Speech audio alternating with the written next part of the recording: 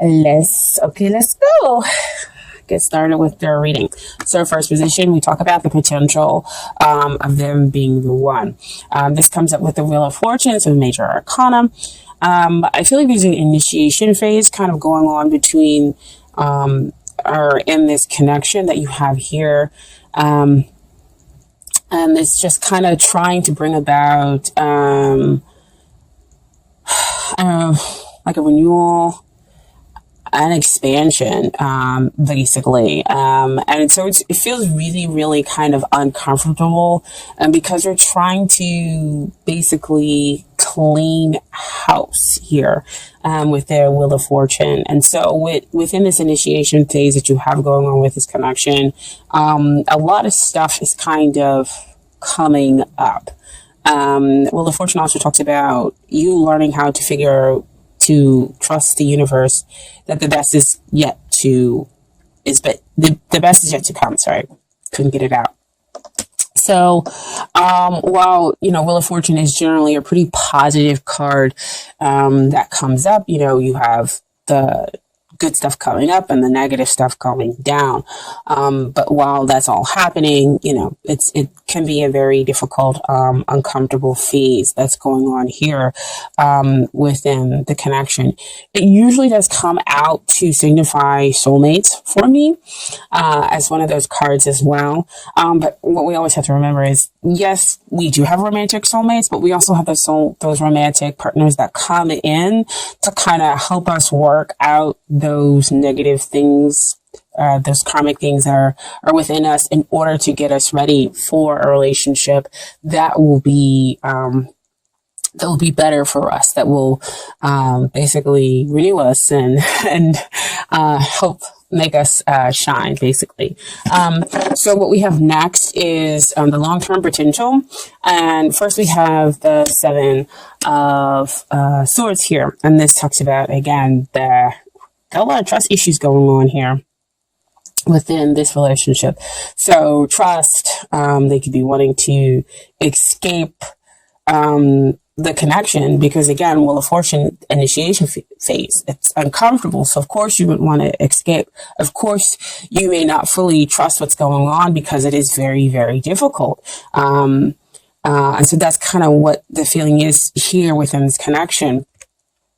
But we also have the Ten of Swords, which feels like, somebody, your thoughts are making you feel like somebody stabbed you in the back, because swords are always generally about thoughts. But this is, to me, again, kind of the ego needing to go down, to be just kind of put into its place. So see, back over here, cleaning house, making sure that the ego knows its place in order to get rid of those limiting thoughts and those beliefs. Because with Ten of Swords, you're believing to be a victim, and that the relationship could possibly be over and ended. But this could be, of course, those thoughts that are going on within your head. So, I'm not going to sugarcoat it.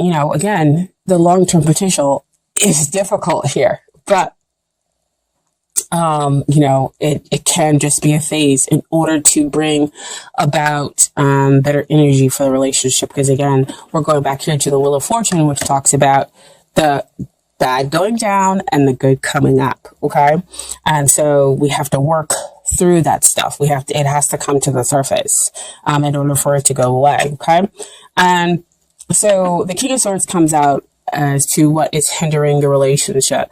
And that means that there are emotions that exist deep down.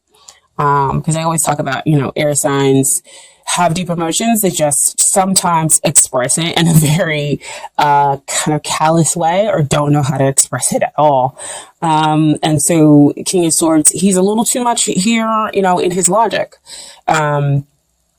And so that's his viewpoint.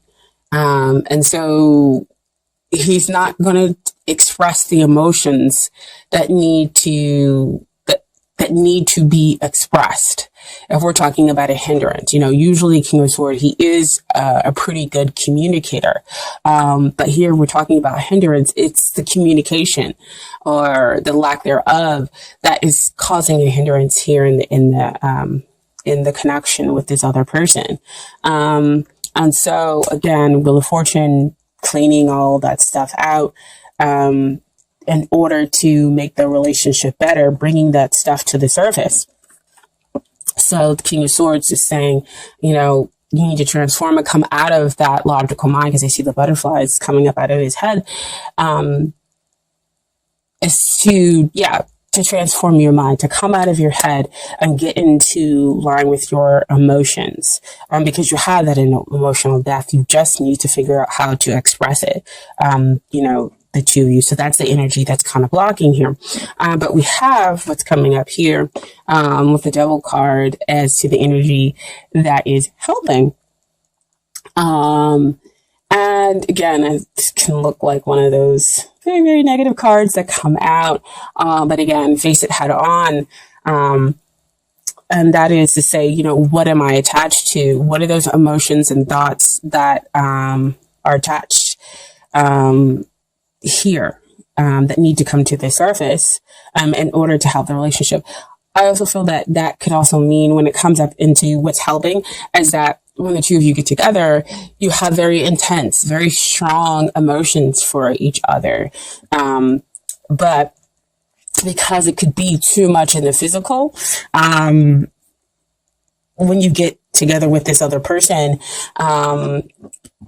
it could cause, those sensations of, well, I'm not going to be chained to this person emotionally. That's kind of what they're getting,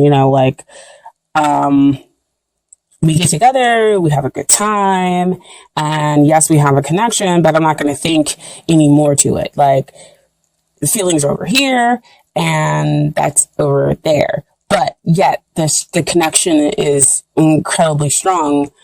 Like, if you two,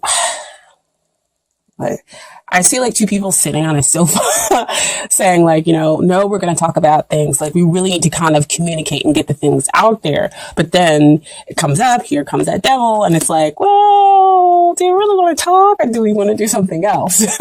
And so you do the other thing, versus going ahead and getting the emotions out there, expressing what the two of you need in the relationship, right? And so the mistrust keeps going, and the one person feeling like, maybe I should just give this up because we're not connecting here.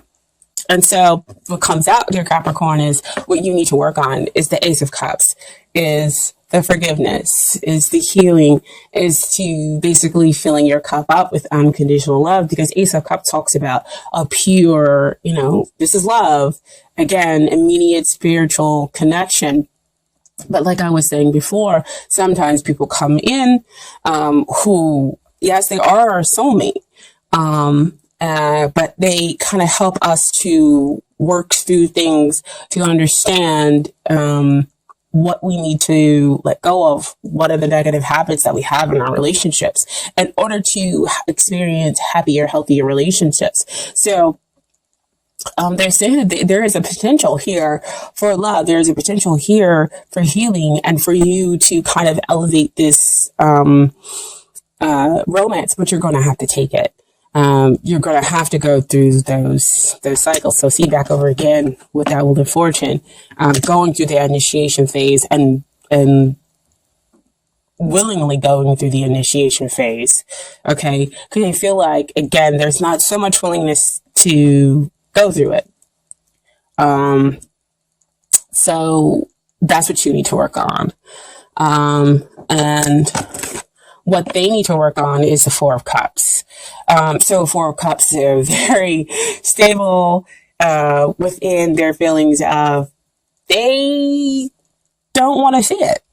They don't want to see this cup of love, see, that you're offering, because that's the Ace of Cups being offered down there.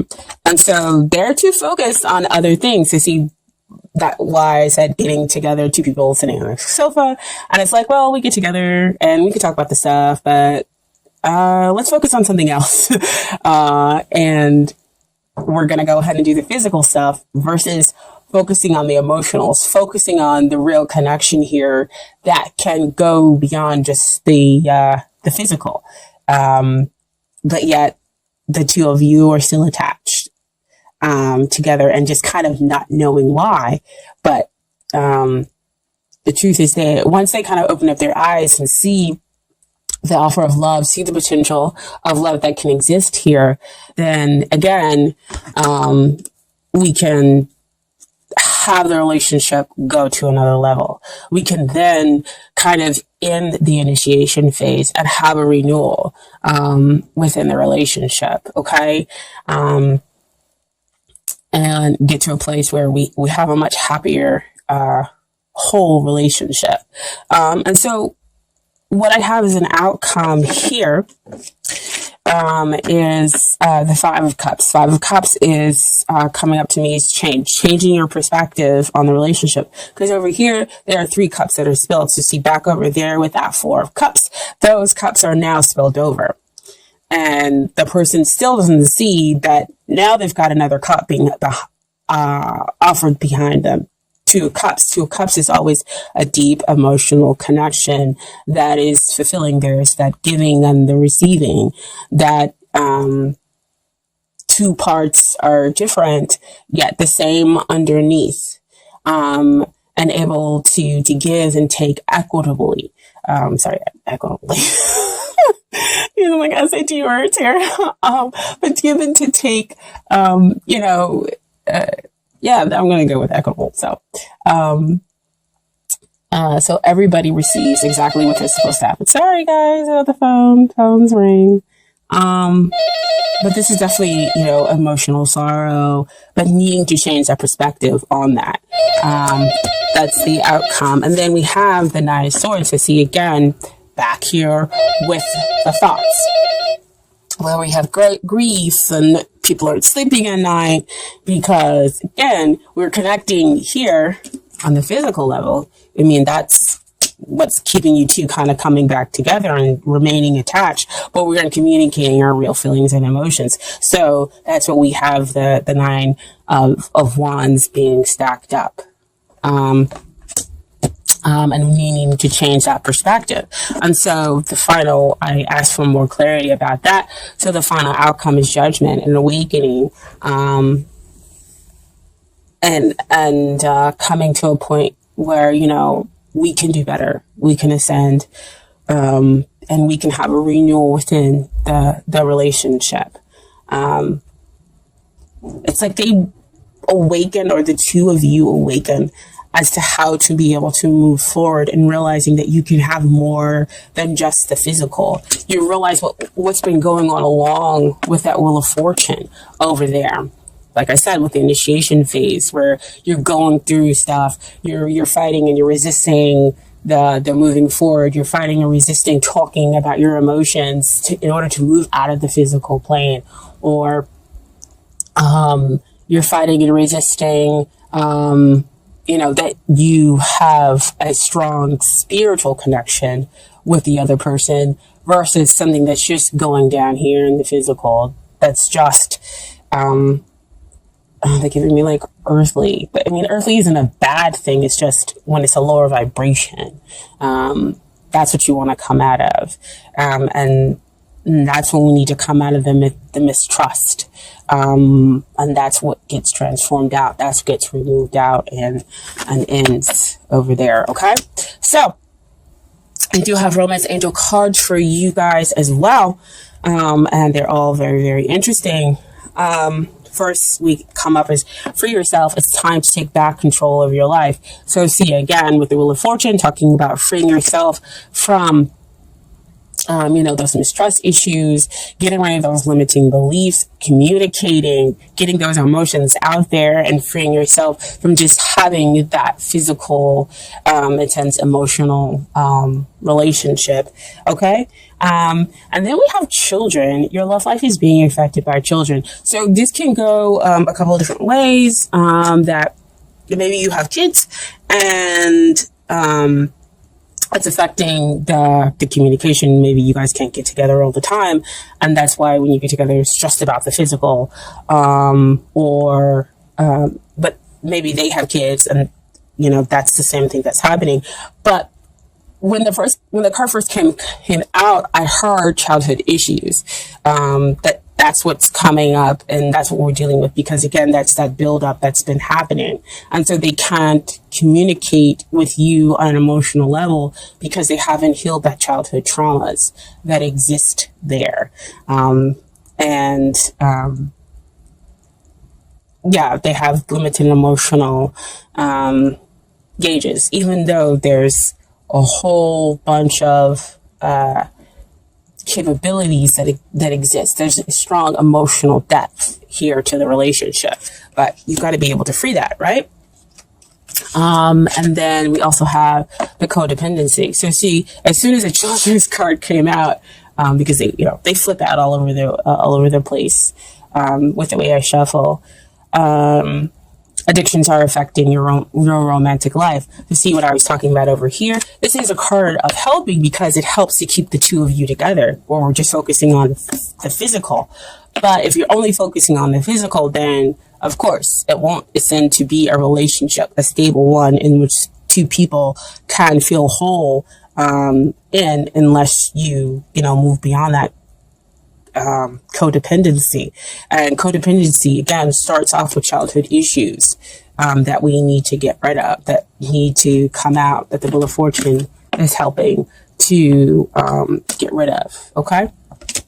And so the final card we have for the Romance Angels is you attract love by enjoying this moment fully. So when that card usually comes out to me, that means that we, again, of course, there's negative emotions and feelings that need to come out in order for us to attract and have the relationship that we want. Actually, let me go ahead and read that to you guys.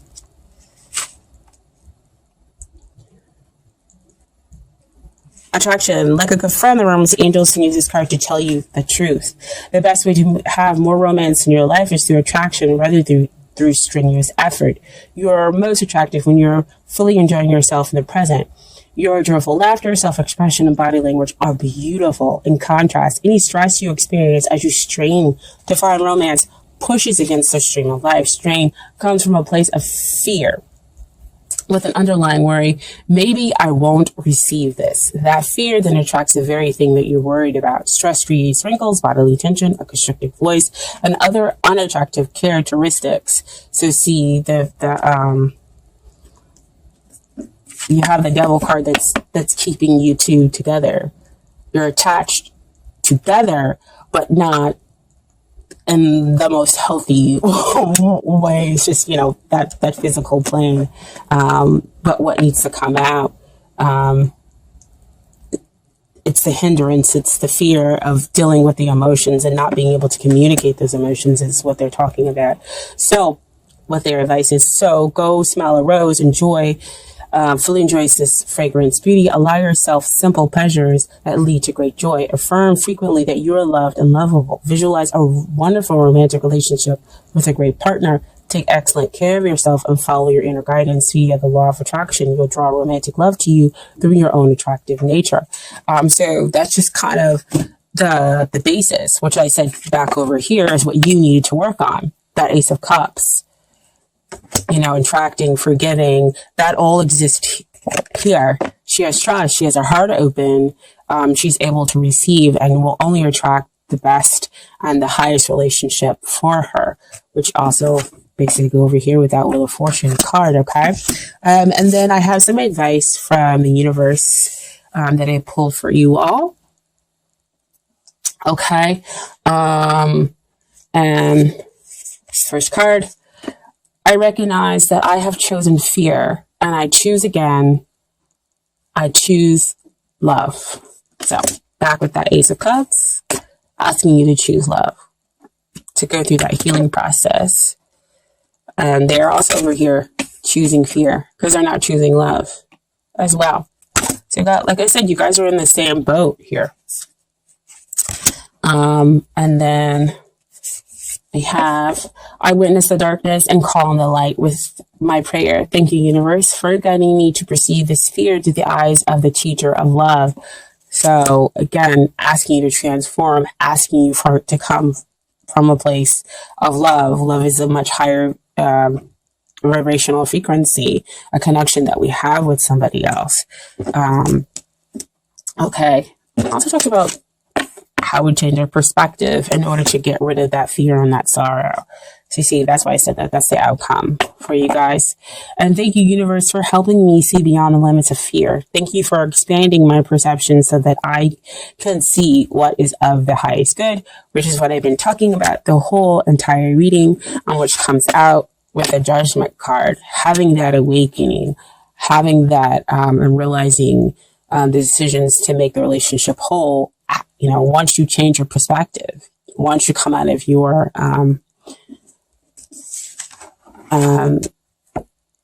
mental processes, changing that grief and that fear, to sorrow. So